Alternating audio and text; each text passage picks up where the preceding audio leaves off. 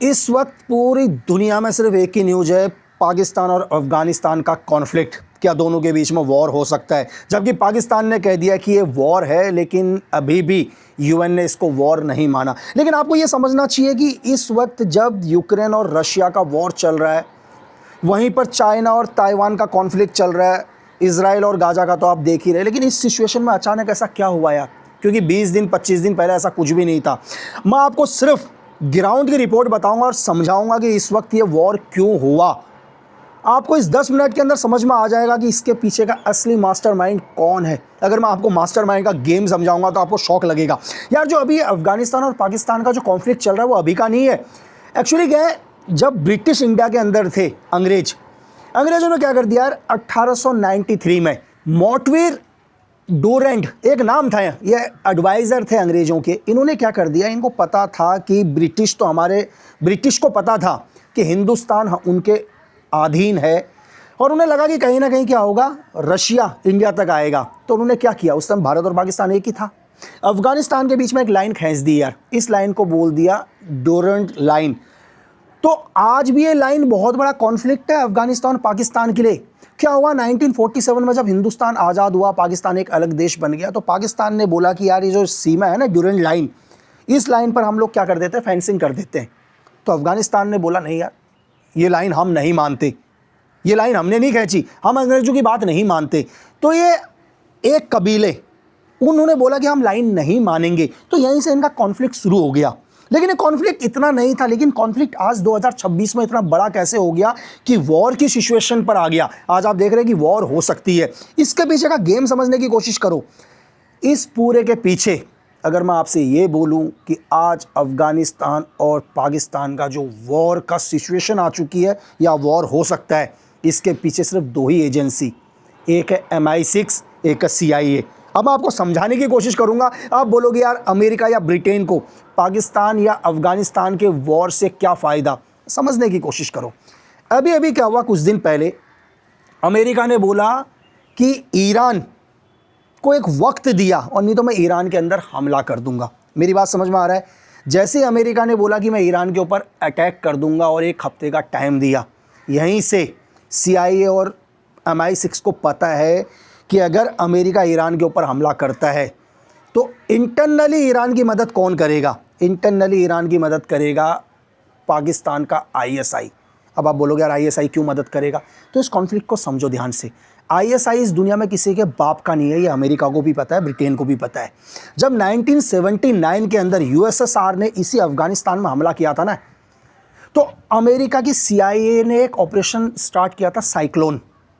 उस cyclone operation का एक ही काम था कि किसी भी कीमत पर USSR के कब्जे में अफगानिस्तान नहीं आना चाहिए। लेकिन अमेरिका के वियतनाम के घाव नहीं भरे थे भाई, तो डायरेक्ट नहीं आ सकता था इस वॉर में। तो उसने क्या किया, ISI को बहुत मोटा पैसा दिया, बहुत ही ज़्यादा, और बोला कि तुम मुजाहिदीन तैयार करो। तो बिल्कुल पाकिस्तान को पैसे की ज़रूरत है, ISI को पैसे की ज़रूरत है, उससे फिर कोई फ़र्क नहीं पड़ता कि वो दुनिया में क्या कर रहा है। तो उसने मुजाहिदीन तैयार करे, और वही मुजाहिदीन ने USSR की रेड आर्मी को बैकफुट में फेंक दिया। तो इसका यह मतलब नहीं कि पाकिस्तान अमेरिका का बहुत खास है। जब अमेरिका ने बिन लादेन के खिलाफ ऑपरेशन चलाया, तो आप समझ लो कि यही वो ISI था जिसने बिन लादेन को अपने घर में छुपा के रखा, और 2011 में पूरी दुनिया को पता है बिन लादेन आपका बाट में मारा गया। तो ISI अमेरिका का भी नहीं है। और 2001 में खुद CIA ने ऐसे सबूत दिए जिससे ये प्रूफ होता है कि हक्कानी नेटवर्क के पीछे या उसके संपर्क में आज भी क्या है, पाकिस्तान का ISI है। आप समझ रहे हैं? एक तरफ तो अमेरिका से पैसा ले रहा है पाकिस्तान, ठीक है, एड फंडिंग ले रहा है दबाकर, लेकिन वहीं पर अमेरिका के भी खिलाफ है, क्योंकि कोई ना कोई इसको और सपोर्ट कर रहा है कि तू अमेरिका के अगेंस्ट हो जा। और ये बात CIA को बहुत अच्छे से पता है कि मैं जैसे ही ईरान के ऊपर हमला करूंगा, वहाँ क्या होगा, ISI इनके सपोर्ट में आ जाएगा। अब आप बोलोगे यार, ISI इनके सपोर्ट में क्यों आएगा? अब आप समझने की कोशिश करो। अमेरिका ईरान के ऊपर अटैक करता है तो दुनिया में दो लोग कभी नहीं चाहते कि अमेरिका एशिया के अंदर आए। एक है आज का रशिया, जो बिल्कुल अगेंस्ट है और डायरेक्ट अगेंस्ट है अमेरिका की। दूसरा क्या है, चाइना। ये दोनों के दोनों यार, जैसे अमेरिका ईरान के ऊपर हमला करेगा, चाइना क्या करेगा, आज भी आईएसआई को फंड करता है इंटरनली। और यहाँ पर आईएसआई का काम होगा किसी भी कीमत पर इंटरनली क्या करना, ईरान को मदद करना। अब मेरी बात समझ रहे हैं, ये बात अमेरिका को भी पता है कि इंटरनली आईएसआई मदद करेगा ईरान की। तो अमेरिका ने बोला कि क्यों ना मैं एक काम करता हूँ कि मैं ईरान के ऊपर हमला करूँगा या भविष्य में हमला कर सकता हूँ, इससे पहले ही क्या कर दूँ, पाकिस्तान को उलझा दूँ। कहने के लिए तो आसिम मुनीर दो विजिट कर चुके हैं अमेरिका की। आप सीआईए को समझ लो कि अमेरिका बोलता है कि मैं पाकिस्तान के साथ हूँ, लेकिन वहीं क्या करता है, पाकिस्तान और उसके बीच में कॉन्फ्लिक्ट पैदा कर देता है। अब आप बोलोगे यार कि अमेरिका ने कैसे कॉन्फ्लिक्ट पैदा किया। 2021 में शायद 30 अगस्त को जब अमेरिका अफ़गानिस्तान की धरती को छोड़कर गया, तो आपको क्या लगता है कि सीआईए को नहीं पता कि मैं अमेरिका की धरती को छोड़ के जा रहा हूँ? आपको पता है 20 अरब डॉलर के हथियार वो अफ़गानिस्तान में छोड़ कर गया। ये क्यों छोड़ कर गया? क्योंकि उसे पता है कि मुझे तालिबान को स्ट्रॉन्ग करना है, तालिबान को मजबूत बनाकर गया है यही अमेरिका, जिसने 20-22 साल तक अफ़गानिस्तान की धरती में रहा। क्योंकि इसको पता है कि मुझे कैसे भी करके इसी तालिबान के थ्रू क्या करना है, एशिया में क्या करना है, एक कॉन्फ्लिक्ट, एक तनाव पैदा करना है। और धीरे 2007 में तहरीर तालिबान पाकिस्तान टीटीपी खड़ा हुआ। इस टीटीपी को खड़े होने के पीछे किसका हाथ है? MI6 और सीआईए का यार। धीरे धीरे कॉन्फ्लिक्ट बढ़ रहा था, और जब अभी इन्होंने धमाके करे टीटीपी ने पाकिस्तान में एक मस्जिद के अंदर, और वहीं से पाकिस्तान ने क्या कर दिया, सीधा का सीधा बोला यार तुम हमारी धरती के अंदर आके क्या कर रहे हो, धमाके कर रहे हो, है ना, हमारे लोगों को नुकसान पहुंचा रहे हो, पाकिस्तान आर्मी को नुकसान पहुंचा रहे हो। और पाकिस्तान आर्मी ने क्या कर दिया, बोल दिया कि हमने अफ़गानिस्तान के खिलाफ क्या कर दिया, वॉर छेड़ दी। अब मेरी बात समझ में आया कि अफ़गानिस्तान को हथियार देकर गया अमेरिका, यहाँ पाकिस्तान को भी अमेरिका ही सपोर्ट कर रहा है। अगर ये कल वॉर हुआ तो कहीं ना कहीं अमेरिका इसको सपोर्ट करेगा पाकिस्तान को, और वहीं सपोर्ट किसको करेगा, वहीं सपोर्ट सीआईए और MI6 अफ़गानिस्तान को भी करेगा कि दोनों उलझते रहें। क्योंकि ये वहाँ क्या करेगा, ईरान के ऊपर हमला करेगा। अगर यहाँ पाकिस्तान बिल्कुल फ्री हो गया तो पाकिस्तान मदद करेगा। जब पाकिस्तान अपनी चीज़ों में उलझ कर रहेगा तो वो ईरान की मदद नहीं कर पाएगा। आप दुनिया में सीक्रेट सर्विस का गेम समझ सकते हो कि यार वो किस हद तक सोचते हैं। देख लो दोनों का कॉन्फ्लिक्ट हो रहा है, दोनों का, ठीक है।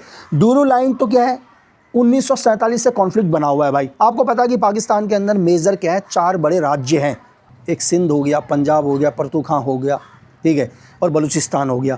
तो जो ये डूरेंट लाइन है ये खैबर पख्तूनख्वा और बलूचिस्तान के साथ टच है। 1893 में ये लाइन खींची थी। तो यहाँ पर क्या हुआ, जो पश्तून है वो 2 हिस्सों में डिवाइड हो गए यार। आधे तो अफगानिस्तान रह गए और आधे पाकिस्तान में हो गए। तो आज भी उनका कॉन्फ्लिक्ट चल रहा है, लेकिन कॉन्फ्लिक्ट चल रहा था, कॉन्फ्लिक्ट से कोई मतलब नहीं था, लेकिन कॉन्फ्लिक्ट को बढ़ा दिया सीआईए ने, क्योंकि सीआईए का पूरा ध्यान, मैंने आपको बोला, ईरान के ऊपर, ईरान में कॉन्फ्लिक्ट। और चाइना ईरान के साथ डायरेक्ट खड़ा रहेगा, क्योंकि चाइना ने क्या कर रखा है, ईरान के साथ एक एग्रीमेंट किया है कि वो आने वाले 25 साल तक क्या करेगा, ईरान से तेल लेगा। तो चाइना किसी भी कीमत पर ईरान को अमेरिका के कंट्रोल में नहीं जाने देगा। और वहीं रशिया भी क्या है, एक इंटरनल और गेम देखो यार दुनिया का, ठीक है। रशिया बिल्कुल क्या है, ईरान का दोस्त है, बिल्कुल ईरान का दोस्त है, ईरान को मिसाइल्स वगैरह भी देता है, हर चीज़ से सपोर्ट करता है। लेकिन आज आपको मैं बोलूं कि दुनिया की सीक्रेट सर्विसेज का गेम समझ लो आप, कहीं ना कहीं अगर अमेरिका ईरान के ऊपर हमला करता है तो रशिया को उससे एक बेनिफिट है। अब आप बोलोगे यार रशिया को कैसे बेनिफिट है, रशिया का तो सबसे अच्छा दोस्त है ईरान। जैसे ही अमेरिका क्या होगा, ईरान के ऊपर हमला करेगा, यहाँ से जो अमेरिका या नाटो मिलकर यूक्रेन को सपोर्ट कर रहे हैं, कहीं ना कहीं अमेरिका की ताकत कहाँ लगेगी, ईरान के ऊपर ताकत जाएगी अमेरिका की। तो यहाँ थोड़ा सा रिलीफ किसको मिलेगा, रशिया को रिलीफ मिलेगा यूक्रेन को ख़त्म करने में। तो आप मेरी बात समझ रहे हैं। तो कहीं ना कहीं SVR को, रशिया की सीक्रेट सर्विस को भी पता है कि अगर अमेरिका हमला करता है ईरान पर तो उसे रिलीफ मिलेगा, और हो सकता है कि वो पूरे के पूरे यूक्रेन को कैप्चर कर ले। आप दुनिया के इस गेम को समझ ही नहीं पाओगे। अब यहाँ पर आते हैं ईरान। यार ईरान की गलती, ईरान की कोई गलती नहीं है यार। अगर मैं आपसे बोलूँ मेरे पॉइंट ऑफ व्यू से, ईरान की क्या गलती यार, अमेरिका ने ईरान को बोला कि आप न्यूक्लियर नहीं बनाओगे, ईरान ने बोल दिया यार कि हम नहीं बनाएंगे न्यूक्लियर, तो आप ईरान को धमकाना बंद कर दो। लेकिन फिर इजराइल क्या बोलता है पड़ोस में, कि ईरान को एक चीज़ बोलो कि तुम मिसाइल भी ना बनाए।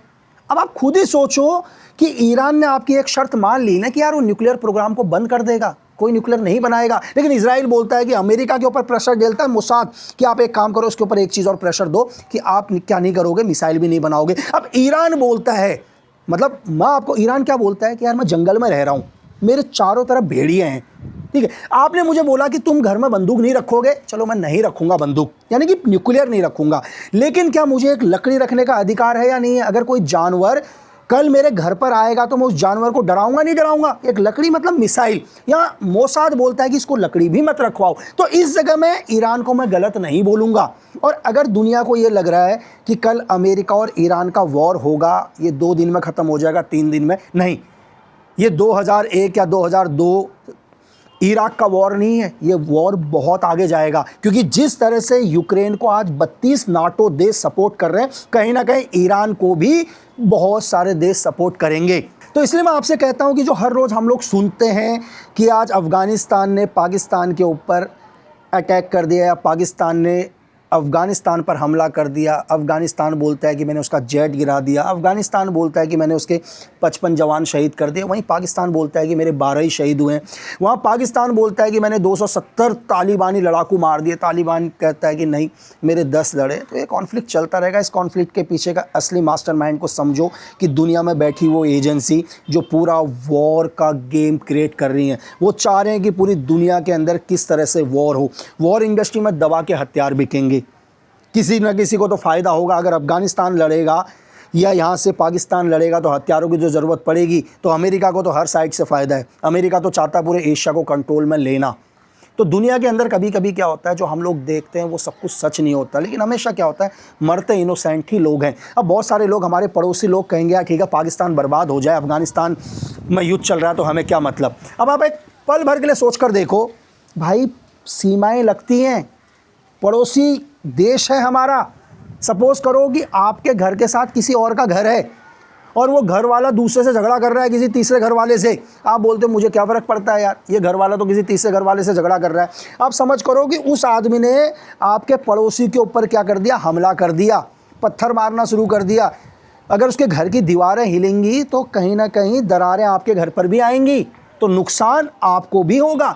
तो वॉर कभी भी हल नहीं होता किसी भी चीज़ का। इसलिए हम हमेशा ये चाहते हैं कि जो भी हमारा पड़ोसी देश हो या पड़ोसी मुल्क हो, वो क्या हो, शांत हो, अच्छा हो, हमेशा क्या करे, शांति से रहे। अगर वो शांति से रहेगा तभी आप आगे बढ़ पाओगे, क्योंकि वो हमेशा अशांति फैलाएगा तो कहीं ना कहीं आपका माइंड वहाँ जाएगा, आपको भी मजबूरी में क्या होगा, उस वॉर में जाना पड़ेगा। डायरेक्ट नहीं या इनडायरेक्ट तरीके से हो सकता है कि आप उस वॉर को क्या करना चाहो, बंद कराना चाहो।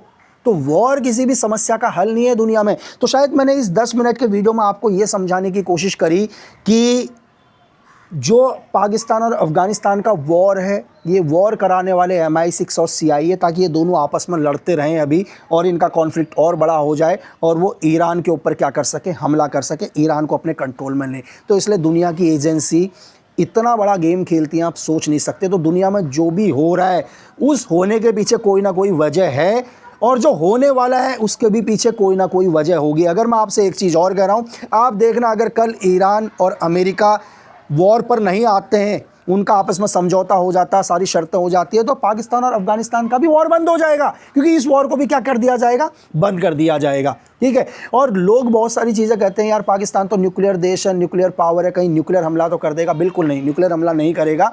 न्यूक्लियर हथियार सिर्फ क्या है, डराने के लिए है। ये 1945 नहीं है यार, 8 अगस्त का दिन, या 6 अगस्त का दिन या 9 अगस्त का दिन, ये हिरोशिमा और नागासाकी में एक अणु बम गिरा दिया। ये 2026 है। यहाँ पर न्यूक्लियर अटैक नहीं होगा, वो सिर्फ दिखाने के लिए। एक मैं एक छोटा सा उदाहरण बताता हूँ आपको। मेरे हाथ में एक पिस्टल है, एक रिवॉल्वर है, एक बंदूक है, उसमें एक गोली है। मेरे मारने के लिए बहुत सारी भीड़ आ रही है, मैं उस बंदूक से सिर्फ लोगों को डराऊंगा कि आगे मत आना, आगे मत आना, नहीं तो गोली मार दूंगा। अगर मैंने गोली ही मार दिया तो उसके बाद तो मुझे मरना ही है ना भाई। तो ये चीज़ समझो। और हमेशा एक बात ध्यान रखना कि जीवन में अपने देश हित में बात करो, अफवाहों में बिल्कुल मत आओ, प्रोपेगेंडाओं में बिल्कुल मत पड़ो। दुनिया के अंदर क्या हो रहा है उसको सुनो अच्छे से, उस पर रिसर्च करो, उसके बाद एनालाइज करो। एकदम से क्या है, डिसीजन मत लो। और हमेशा देश हित में बात करो, क्योंकि देश प्रेम से बड़ा दुनिया में कोई धर्म नहीं। और सॉरी, आज ये जो वीडियो एडिट किया क्योंकि मैं बाहर आ रखा हूँ, है ना, तो शायद मुझे नहीं पता आपको कैसा लगा होगा यार, क्योंकि स्टूडियो में आज मैंने नहीं किया, तो मुझे लगा कि नहीं, आपको पाकिस्तान की इन्फॉर्मेशन देनी चाहिए, तो मैंने दी। धन्यवाद, थैंक यू।